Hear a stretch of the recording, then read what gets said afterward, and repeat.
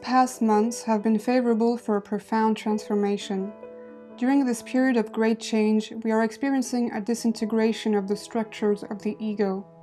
We go through very uncomfortable phases emotionally, the feeling of dying, then giving birth, then dying and giving birth again.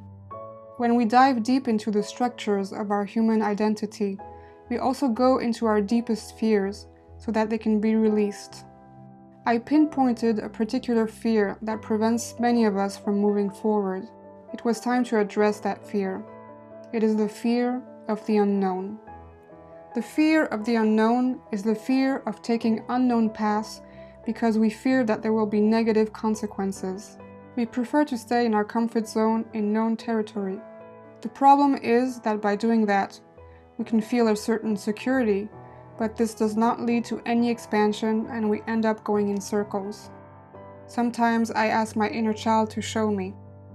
I was first shown a happy baby. A baby is not afraid of the unknown. On the contrary, a baby is in a state of complete receptivity to life and marvels at all new things he discovers, all the aspects which compose our earthly world. The exploration of life and the unknown is a game for the baby. A memory from childhood then popped into my awareness.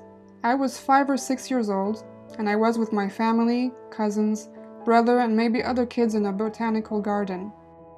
This garden was beautiful with lots of exotic plants and lots of little paths to take. I decided to take the lead of the group and led all the other children in the exploration of this garden without the adults. The paths formed like a labyrinth, and we explored everything we could. As we arrived at the ends of this garden, it was time to turn back. But I didn't want to go through the same paths to return. That was too easy, I thought. I wanted to explore unknown paths again. So I continued to guide the group of children through other trails that we had not taken yet, and we got almost lost.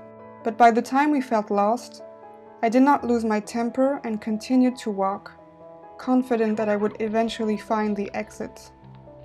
Of course, it took longer than expected to come back, and the adults had started to worry, but we finally made it.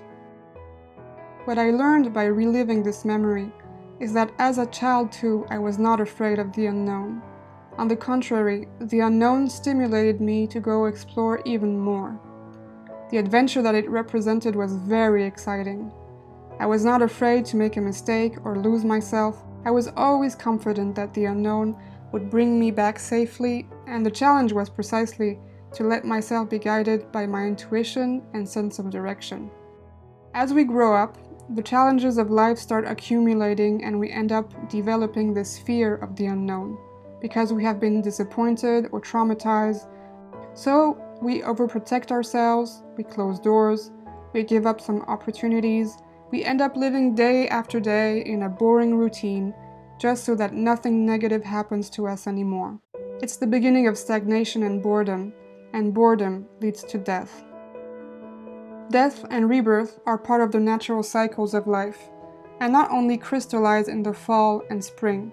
This dance is constant, letting the old die so that the new can come in.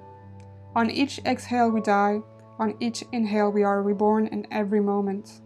In every moment we transform ourselves and we become someone else in a new reality.